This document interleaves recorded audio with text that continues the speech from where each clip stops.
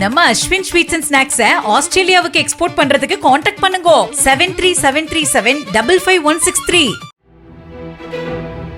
கோயம்புத்தூர் குனியமுத்தூர் பொதிகை இல்லத்தில் செய்தியாளர்களிடம் பேசிய புதிய தமிழகம் கட்சி நிறுவனர் கிருஷ்ணசாமி, தாவே காட்சியில் டாஸ்மாகின் மது விற்பனையில் எந்த மாற்றமும் வரவில்லை என்றும் முன்பு 10 ரூபாய் என்பது தற்போது 20 ரூபாயாக உயர்ந்துள்ளதாக தெரிவித்தார்.